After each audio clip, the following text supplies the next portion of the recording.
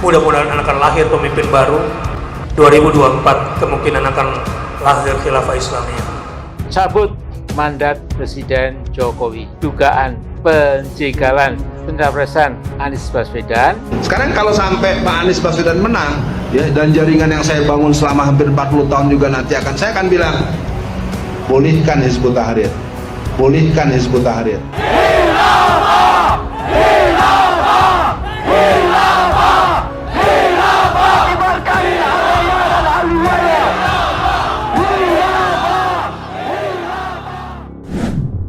Menyerukan kepada segenap rakyat Indonesia, kepada seluruh saudara sebangsa dan setanah air untuk turut serta mencabut mandat kekuasaan Presiden Republik Indonesia dari Jokowi.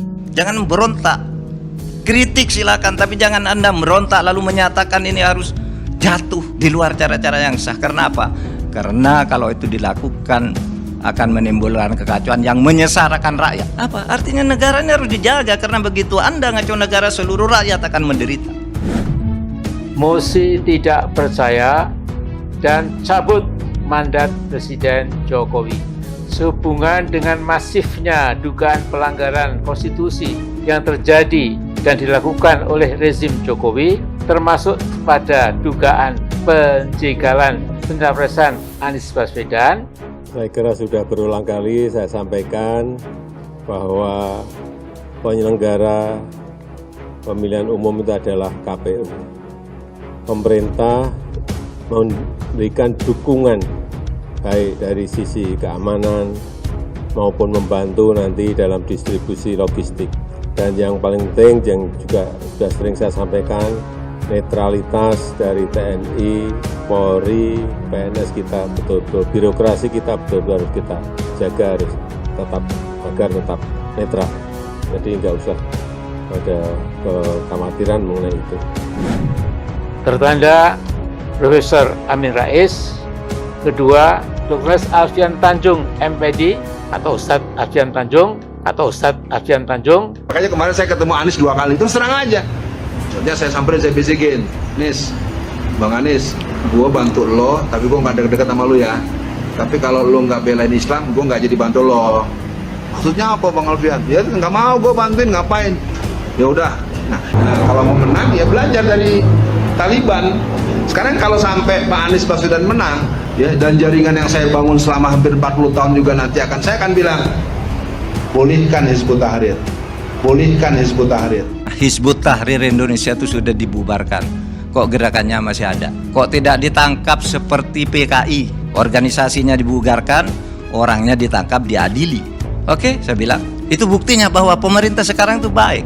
Karena yang dibubarkan HTI itu adalah dari sudut hukum administrasi, bukan dari sudut hukum pidana. Kalau hukum pidana ditangkapi satu-satu dia. Tapi kita milih administrasinya, organisasinya dibubarkan. Kalau di dalam hukum pidana dibawa pengadilan dulu baru dihukum. Kalau di hukum administrasi, bubarkan dulu, baru kalau tidak terima gugat ke pengadilan. Sudah gugat kan ke pengadilan, kalah juga.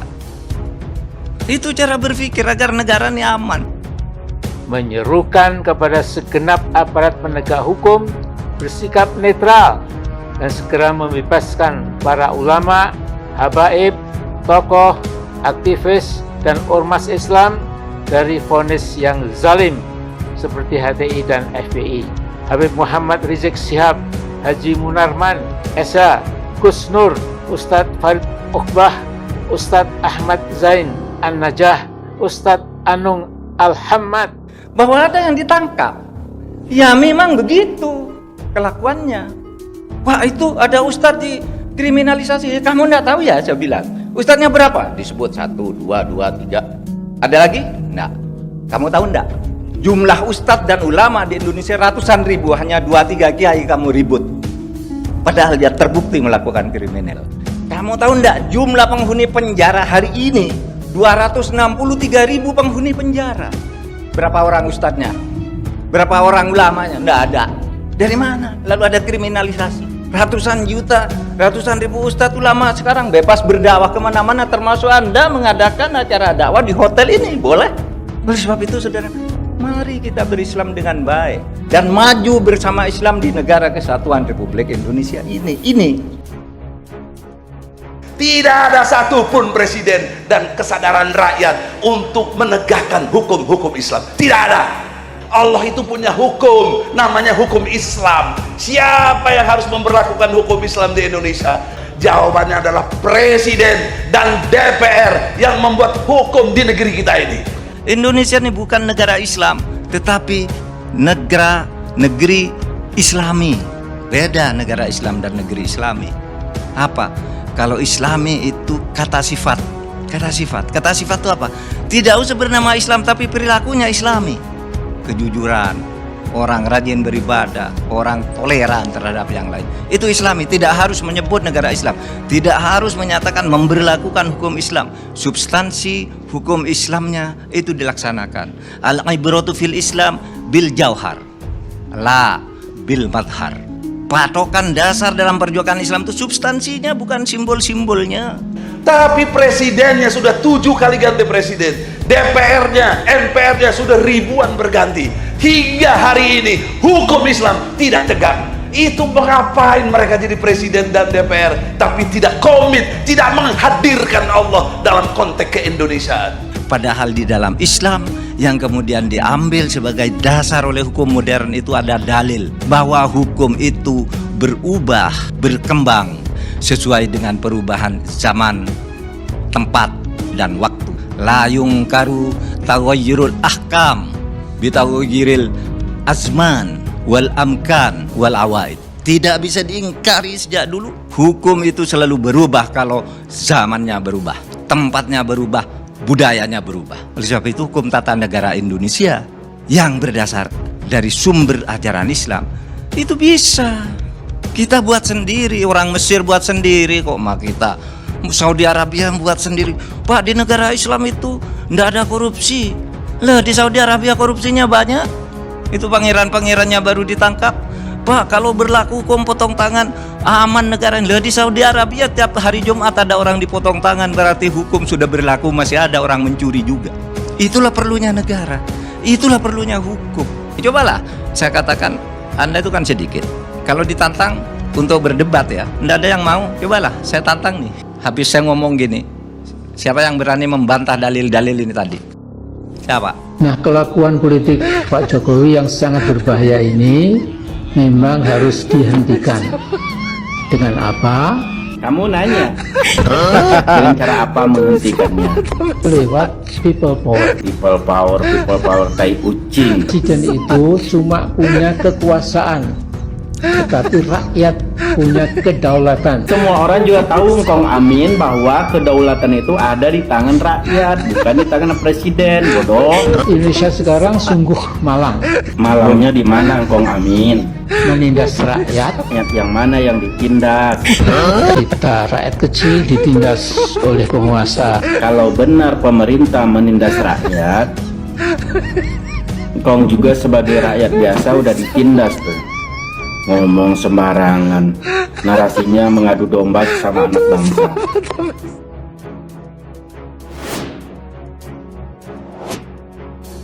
Menteri Koordinator Bidang Politik, Hukum dan Keamanan atau Menko Polhukam Mahfud MD membantah tudingan yang menyebut jika pemerintahan di era Presiden Joko Widodo anti-Islam.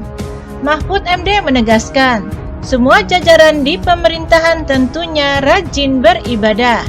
Bagaimana bisa bilang anti-Islam? Wong presidennya rajin sholat, menteri-menterinya puasa Senin dan Kamis. Ucap Mahfud MD dalam YouTube Sekretariat Kabinet, dikutip Sabtu 3 Juni. Mahfud MD menceritakan pengalaman berkesannya saat bertugas bersama Presiden Jokowi. Peristiwa itu terjadi ketika Mahfud MD mendampingi Presiden Jokowi menghadiri KTT ASEAN di Thailand. Saat itu dirinya baru ditunjuk sebagai Menko Polhukam dan langsung diminta untuk mendampingi Presiden Jokowi. Ia menceritakan, saat itu Presiden Jokowi rela meninggalkan forum KTT ASEAN untuk sementara waktu demi menunaikan sholat. Dirinya mengaku kaget, sebab saat Presiden Jokowi pergi, dia terpaksa menggantikan Jokowi untuk duduk bersama pimpinan negara lainnya. Kemarin saat di Kamboja juga begitu. Waktu makan siang 1 jam, Pak Jokowi makan 20 menit saja. Setelah itu beliau pergi untuk sholat, ujarnya. Atas hal itu, Mahfud lantas menegaskan tak setuju apabila pemerintahan saat ini disebut anti-Islam. Tak hanya itu, pejabat-pejabat kementerian di kabinet juga taat dalam menunaikan ibadah. Saya ini saksi, saya sering ikut Pak Jokowi, kalau bekerja waktu sholat, ya sholat, tutupnya. Pada tahun lalu, Menko Polhukam Mahfud MD juga pernah menyatakan tidak ada Islamofobia atau ketakutan terhadap Islam yang dilakukan oleh negara.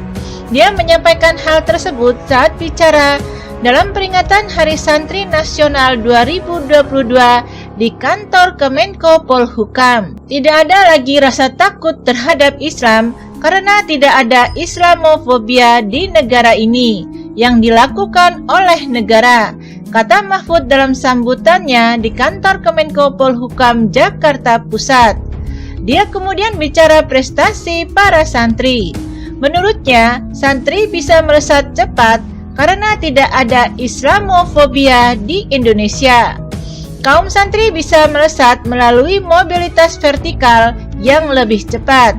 Justru karena tidak ada Islamofobia di negeri ini, kata Mahfud MD.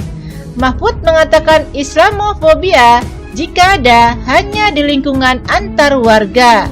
Dia menyebut fobia itu bisa saja bukan hanya pada Islam, tapi agama lain. Maka di masyarakat juga ada Buddha-fobia, ada Kristen-fobia, dan ada Hindu-fobia. Bukan hanya Islamofobia kalau tingkah laku perorangan di masyarakat. Tapi negara dan bangsa ini tidak punya Islamofobia sama sekali, ucapnya. Harus diingat bahwa para ulama dan santrinya sudah berjuang baik fisik maupun politik konstitusional untuk membangun dan mempertahankan NKRI yang berideologi Pancasila, sambungnya. Dia menyebut banyak tokoh nasional yang punya latar belakang santri. Menurutnya, tokoh-tokoh itu naik bukan karena nepotisme. Para santri dapat mengaktualisasikan dirinya dan melakukan lompatan dengan mobilitas sosial naik secara vertikal, sehingga kehadirannya di dalam etalase nasional bukan karena dikatrol atau diangkat melalui nepotisme, melainkan menyembur dari bawah seperti air mancur yang deras memancurkan air ke atas, jelas Mahfud. Sekarang bangsa ini sudah dapat diwarnai oleh kehidupan kaum santri yang islami di dalam berbangsa dan bernegara, sambungnya. Mudah-mudahan akan lahir pemimpin baru. 2024 kemungkinan akan lahir khilafah Islamiyah.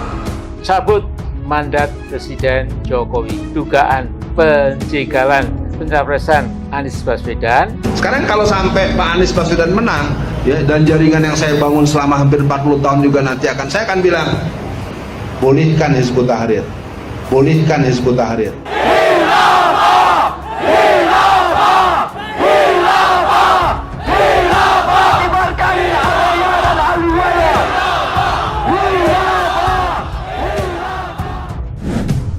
Menyerukan kepada segenap rakyat Indonesia, kepada seluruh saudara sebangsa dan setanah air untuk turut serta mencabut mandat kekuasaan Presiden Republik Indonesia dari Jokowi.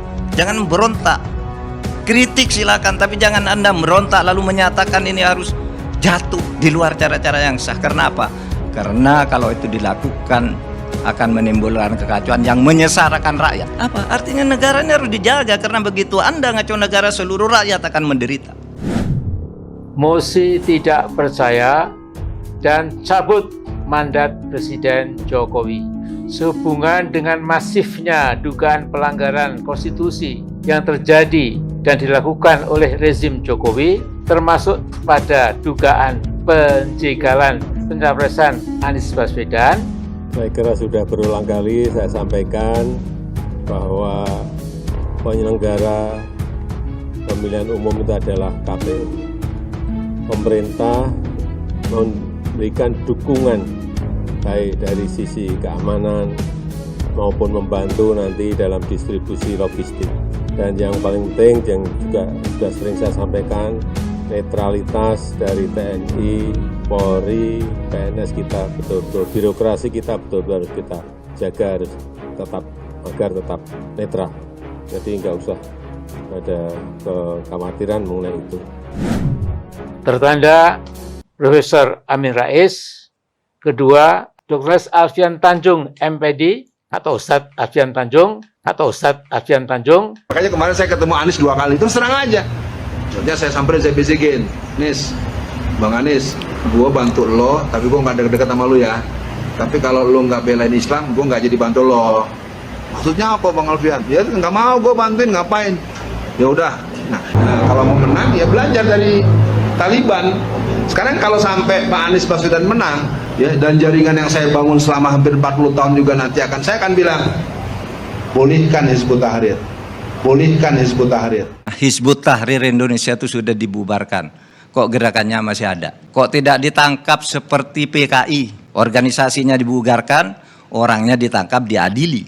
Oke, saya bilang. Itu buktinya bahwa pemerintah sekarang itu baik. Karena yang dibubarkan HTI itu adalah dari sudut hukum administrasi, bukan dari sudut hukum pidana. Kalau hukum pidana ditangkapi satu-satu dia. Tapi kita milih administrasinya, organisasinya dibubarkan. Kalau di dalam hukum pidana dibawa pengadilan dulu baru dihukum. Kalau di hukum administrasi, bubarkan dulu, baru kalau tidak terima gugat ke pengadilan. Sudah gugat kan ke pengadilan, kalah juga.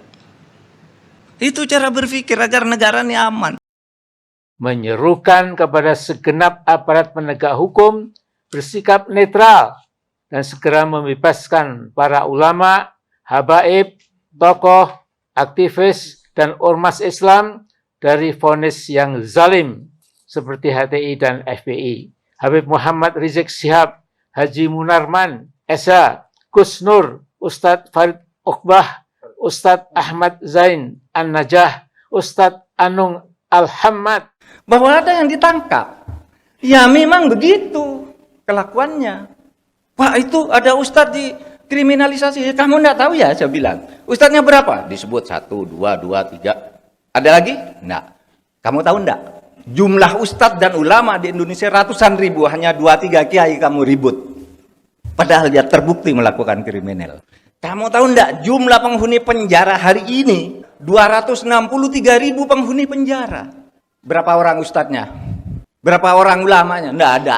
Dari mana? Lalu ada kriminalisasi. Ratusan juta, ratusan ribu ustadz ulama sekarang bebas berdakwah kemana-mana, termasuk Anda mengadakan acara dakwah di hotel ini. Boleh? Oleh sebab itu saudara, mari kita berislam dengan baik. Dan maju bersama Islam di negara kesatuan Republik Indonesia ini. Tidak ada satupun presiden dan kesadaran rakyat untuk menegakkan hukum-hukum Islam. Tidak ada. Allah itu punya hukum, namanya hukum Islam. Siapa yang harus memperlakukan hukum Islam di Indonesia? Jawabannya adalah presiden dan DPR yang membuat hukum di negeri kita ini. Indonesia ini bukan negara Islam, tetapi negeri Islami. Beda negara Islam dan negeri Islami. Apa? Kalau Islami itu kata sifat. Kata sifat itu apa? Tidak usah bernama Islam tapi perilakunya Islami. Kejujuran, orang rajin beribadah, orang toleran terhadap yang lain. Itu Islami, tidak harus menyebut negara Islam. Tidak harus menyatakan memberlakukan hukum Islam. Substansi hukum Islamnya itu dilaksanakan. Al-ibratu fil Islam bil jauhar, la bil madhar. Patokan dasar dalam perjuangan Islam itu substansinya, bukan simbol-simbolnya. Tapi presidennya sudah 7 kali ganti presiden, DPR-nya, MPR-nya sudah ribuan berganti. Hingga hari ini hukum Islam tidak tegak. Itu mengapain mereka jadi presiden dan DPR tapi tidak komit, tidak menghadirkan Allah dalam konteks keindonesiaan. Padahal di dalam Islam yang kemudian diambil sebagai dasar oleh hukum modern itu ada dalil bahwa hukum itu berubah, berkembang sesuai dengan perubahan zaman, tempat, dan waktu. La yungkaru taghayyurul ahkam bitaghayyuril azman wal amkan wal awaid. Tidak bisa diingkari sejak dulu. Hukum itu selalu berubah kalau zamannya berubah, tempatnya berubah, budayanya berubah. Oleh sebab itu hukum tata negara Indonesia yang berdasar dari sumber ajaran Islam itu bisa kita buat sendiri. Orang Mesir buat sendiri kok, maka kita Saudi Arabia buat sendiri. Pak, di negara Islam itu tidak ada korupsi. Lah di Saudi Arabia korupsinya banyak. Itu pangeran-pangerannya baru ditangkap. Pak, kalau berlaku hukum potong tangan aman negara. Lah di Saudi Arabia tiap hari Jumat ada orang dipotong tangan, berarti hukum sudah berlaku, masih ada orang mencuri juga. Itulah perlunya negara. Itulah perlunya hukum. Cobalah, saya katakan Anda itu kan sedikit. Kalau ditantang untuk berdebat ya, tidak ada yang mau. Cobalah, saya tantang nih. Habis saya ngomong gini, siapa yang berani membantah dalil-dalil ini tadi? Siapa?